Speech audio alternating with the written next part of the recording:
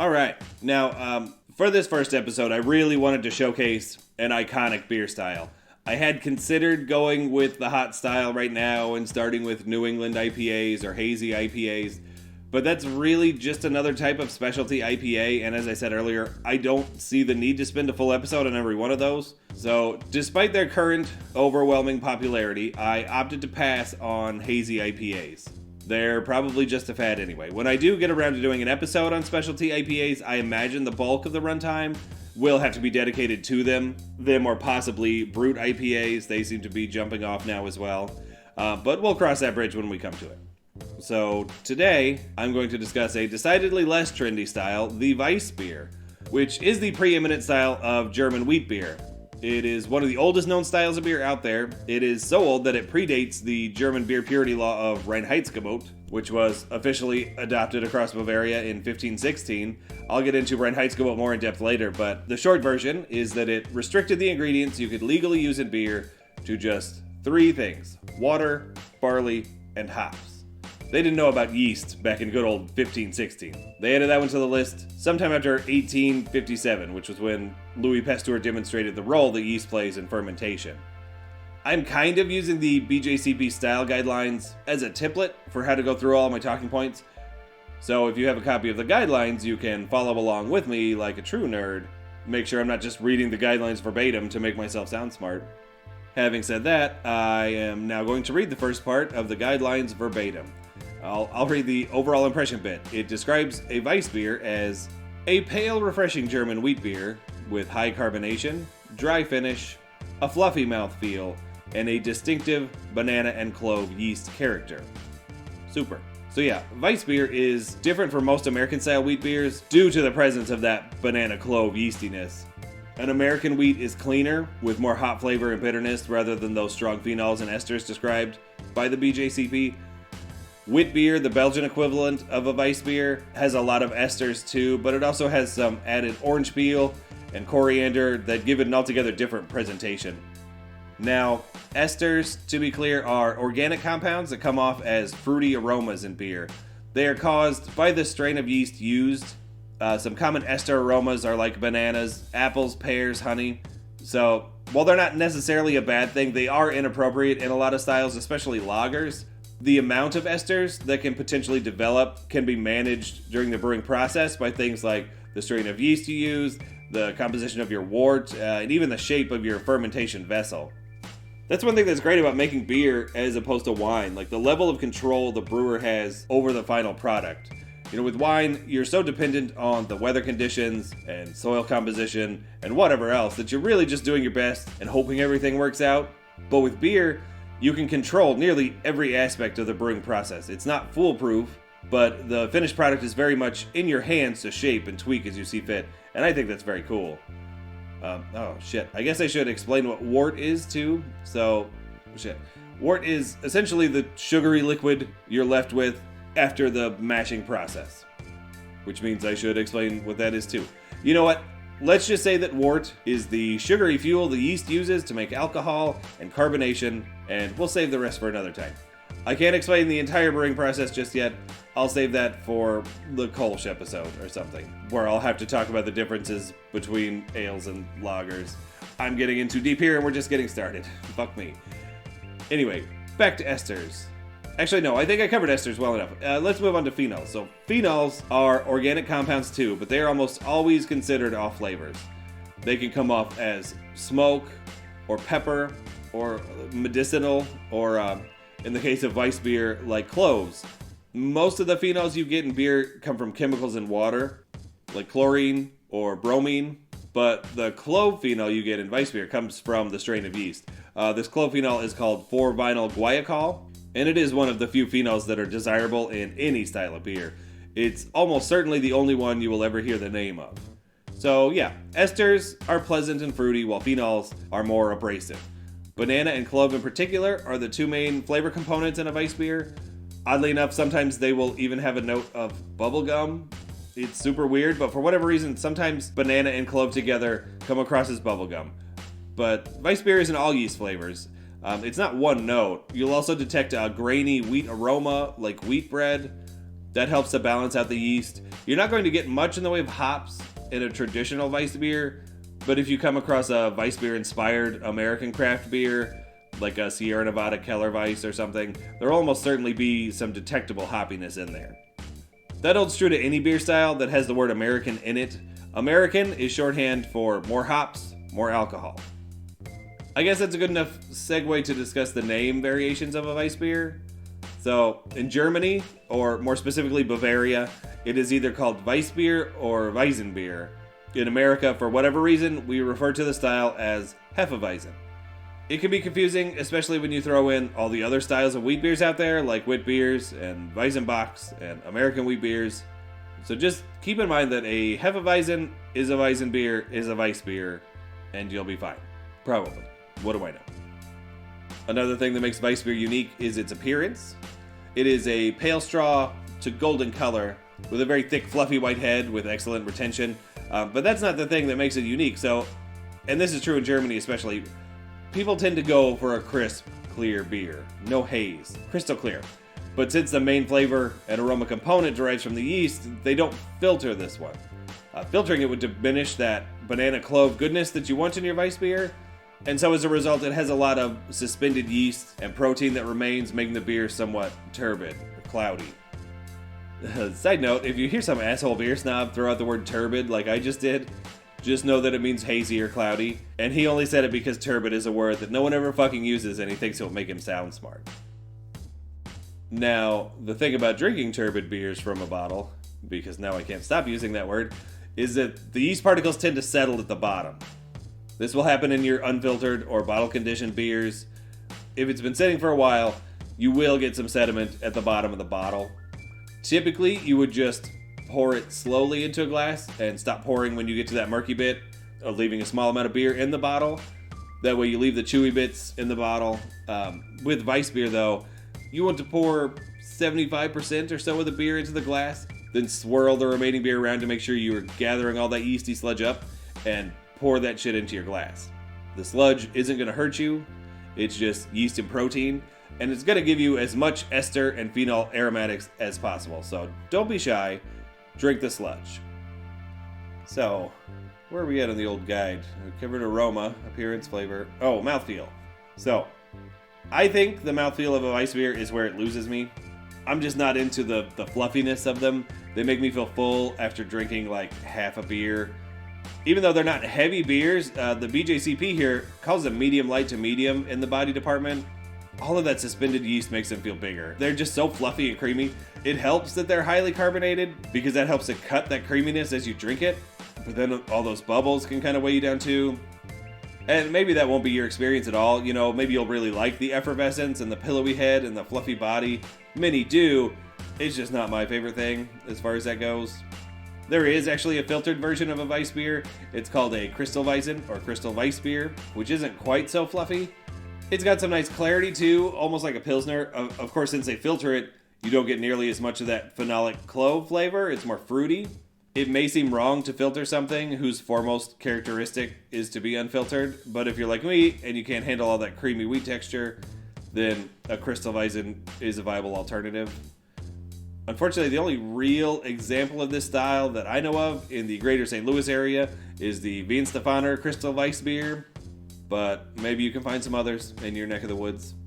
I know the Beer Advocate lists Leinenkugel's Honey Weiss as a Crystal Weizen, but I couldn't speak as to how close that beer hews to the style, you know. Some people will tell you that Leinenkugel is owned by Miller Coors, and as such is not a true craft beer and should be avoided at all costs. I say if you like it, drink it.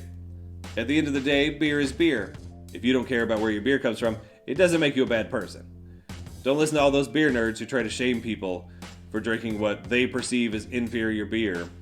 A lot of these nerds just have too much free time on their hands and too much privilege behind their way of thinking and maybe, just maybe, too high an opinion of themselves. So, you know, fuck them. And there goes my listening audience.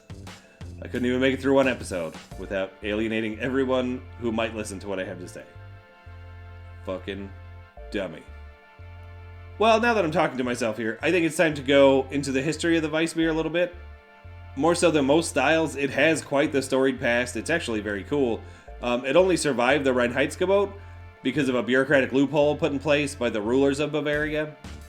You know, the people who created the law in the first place. Back then, in the early 1500s, that is, Bavarian royalty absolutely loved Weissbier. But they also wanted to get Reinheitsgebot enacted. I should say, the German beer purity law that is Reinheitsgebot was originally put in place in part to reduce the use of wheat and rye used in beer.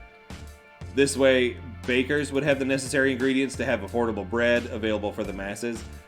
It also prevented the use of potentially dangerous plants and herbs in beer. Before hops were widely available, brewers would instead use a gruit to bitter their beers. Gruit is an herbal mixture, with the most common ingredients being stuff like sweet gale, mugwort, yarrow, what have you. But some of them would use things like henbane or wild rosemary, things that could potentially make people sick, because people have always been kind of dumb. That's not a new development in our evolution as a species. So Reinheitsgebot helped stem that as well. But like I said, these rich Bavarians really liked their wheat beer. And like the rich people of today, they thought the rules didn't really apply to them. So the Dukes of Wittelsbach, the rulers of Bavaria at the time, decreed that a single brewery, overseen by the Dukes of Degenberg and the village of Swarzach, would be allowed to continue brewing Weissbier for the aristocracy. The Degenbergs were the exclusive brewers of the style until their family line ended in 1602. The family's assets then reverted back to the ruling family, the Wittelsbachs. At this point, the main man in charge was named Duke Maximilian I, and he felt that one brewery was maybe not enough to keep the people happy, so he started opening breweries in towns and villages all over Bavaria, all specifically to make Weissbier, and all owned by the Wittelsbach family. This proved to be quite lucrative. It's estimated that sales of Weissbier came to provide nearly a third of the revenue in all of Bavaria. Think about that. That's not a third of the beer revenue. That's a third of the revenue from everything in the entire state of Bavaria. That's massive. In fact, it's been said that during the 30 Years' War, the deadliest of the European religious wars, the Bavarian army was funded entirely through profits from sales of Weissbier. And that's a war that completely rearranged Europe's power structure. I mean, Bavaria itself was devastated by the war, but it was able to bounce back, and who else can say that they funded their war effort exclusively with beer money? It's so crazy. The 30 Years' War lasted from 1618 to 1648, so yeah, that math checks out there. And clearly, Weissbier was insanely popular back then, but by the late 1700s, its star was fading. So in 1798, the Wittelsbachs decided to loosen restrictions on the production of Weissbier, opening the gates for anyone who wanted to give it a go. That didn't really help things either, unfortunately, and by 1812, there were only 2 breweries in Bavaria still making Weissbier, and that's kind of how it went for a long time. In 1872, George Schneider I gets in the Weissbier game. It doesn't do much good for him, but his family benefited in the long run. So if we jump ahead to the 1960s, nearly 100 years after Schneider first started brewing Weissbier, there was a sudden, inexplicable shift in consumer taste in Bavaria and around the world, and people decided, for whatever reason, that Weissbier was cool again. All of a sudden, after decades of making beer that few people gave 2 shits about, the folks at the Schneider Weiss Brewery found themselves brewing up a hot commodity. And Weissbier has remained popular ever since. It is still the most popular beer style in Bavaria, and it is especially important for Bratzit, which is the Bavarian second breakfast. Yes, second breakfast is a real thing, and it consists of pretzels, Weisswurst, sweet mustard, and Weissbier. Sounds fucking good to me, man. I think I could really become the best version of me, with a diet like that. So yeah, that about does it for the history lesson. Real quick, I wanted to go over some characteristic ingredients. Weizen ale yeast is used naturally because that's what gives the beer its spicy, fruity character. For it to be a proper Weissbier, at least 50% of the grist has to be malted wheat, with the remainder being Pilsner malt. Some examples of the style will use up to 70% malted wheat. And when I say grist, that's just the ground malting grains before they're mashed. I'm going to go over the brewing process at length at some point. But there's a lot to unpack there, so I want to make sure I have all my ducks in a row before I get into that. I don't know why I keep speaking in annoying idioms. Fucking ducks in a row? What does that even mean? What was the one I said earlier? Cross that bridge when we come to it? For fuck's sake. I don't think I've ever said either one of those things before in my life. I really need to get my head in the game if I want this podcast to go the whole 9 yards. Dumb. Anyway, to finish up our discussion on Weissbier, I'm going to read the vital statistics from the BJCP guidelines. I'm not going to read the original gravity or final gravity, as I don't think it's beneficial information to anyone who isn't a homebrewer. And if you are a homebrewer, you already know more about gravity than I do. I'm going to do IBUs, or International Bittering Units, which measure the beer's bitterness, kind of in a way. I'll get into that later. SRM, or Standard Reference Method, which is a poorly named scale used to determine a beer's color, from very straw pale to opaque, inky blackness. And ABV, which everyone knows is the beer's alcohol by volume. Weissbier has an IBU range from 8 to 15 IBUs. For a frame of reference, the human tongue can reportedly taste up to 100 or so IBUs, so 8 to 15 is a very low amount of bitterness. Makes sense, with there being little to no detectable hop character to the style. Its SRM goes from 2 to 6, so from pale straw to deep gold, and ABV is 4.3 to 5.6%, which is very average. Most of our styles are going to be right around that range. And that about wraps up the German Weissbier. I definitely encourage you to seek it out. Like I said, it's not my favorite style personally, but it has a lot of character, and it has just such a unique flavor profile that you have to taste it to really get it. Like rich banana esters and clove phenols, maybe some bubblegum, which I know sounds terrible, like bubblegum beer, fucking gross. But it's such an elegant beer, really, that everyone should try it at least once. It may end up being one of your new favorites. If you're looking for ones to try, I recommend the Schneider Weiss Tap 7 Original, of course. There's also the Weihenstephaner Hefeweißbier, another stellar example of the style. Eyinger Brauweiss and Hecker Shore Weiss are great too. For some American craft examples, I already mentioned the Sierra Nevada Keller Weiss. I hear great things about Live Oak's Hefeweizen. I've never tried that one myself. And Three Floyd's Drunk Monk Hefeweizen. Oh, and if you find yourself in Wisconsin, you should check out Dancing Man Wheat from New Glarus. Their stuff is always worth a taste, and you can only get it in Wisconsin. Let's take a quick break, and then I'll go over some Weissbier homebrewing tips with my buddy and homebrewing expert, Thomas. He and I worked together years ago at a liquor store, whose name I won't mention because I'll probably say terrible things about that place during the course of this podcast. He was the beer guy when I started, which also meant he was responsible for the homebrew section. I don't know if he knew much about it at the time, but it was a good way to learn, and he's the kind of guy who, if you give him a job, he's going to do that job as well as he can, he doesn't half-ass things. They put him in charge of the homebrew section, so he started to homebrew. And now he's really good. He makes some killer beers. Some are his own recipe, and some are clones of other great beers. He won't ever tell you how good his beer is. That's not his style. He's more self-deprecating, so I'll tell you, it's great stuff. Maybe I'll come up with a name, a catchy theme song for this segment eventually, but for now, we'll just jump right into it. I don't even think I introduce him in the segment we recorded because I'm still learning here. Maybe we'll just call it Just the Tip with Tommy Homebrew. Fuck, that's bad. I love it.